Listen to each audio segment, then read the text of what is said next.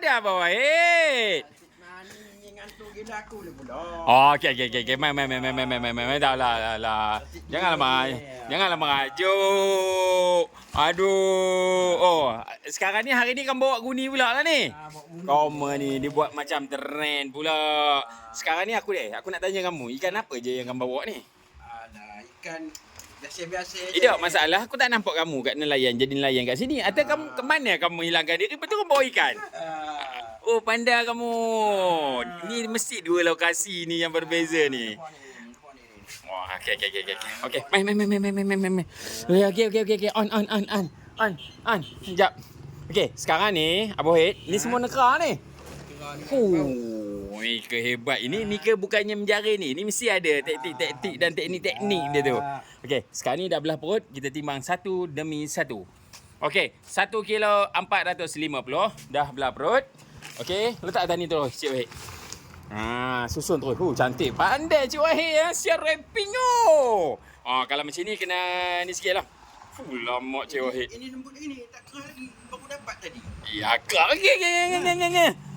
Lama keras Sungai Perak Tapi yang peliknya tandia je 2 kilo 100. Dah siap belah perut Cik Wahid?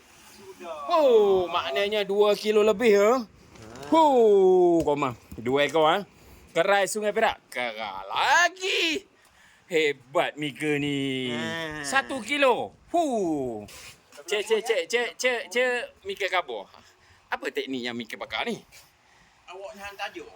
Nahan tajuk? Setengah orang tak tahu tajuk apa benarnya. Maknanya tajuk bawah lah ni. Tajuk bawah. Dasar lah. Dasar. Oh, cucuk kayu ataupun batu? Kayu ke atau batu? Kayu maksudnya batu tu ke rawai bawah?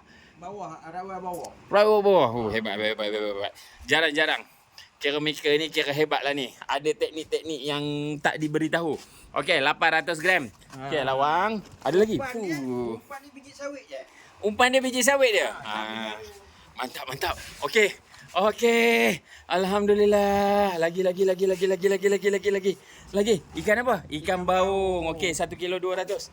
Okey, lagi. Dia sudah sampai ni semua. Cepat. Cepat. Okey, 1 kilo 100. Okey, ngam. Okey, Koma. Yang mana-mana mau mencari ikan Sungai Perak, kalau Koma tak tahu nak cari ikan mana, senang saja di pembekal ikan liar Sungai Perak. Okey, mantap. Rezeki tak salah alamat. Rezeki Cik Wahid kita. Mantap, Babu. Mantap.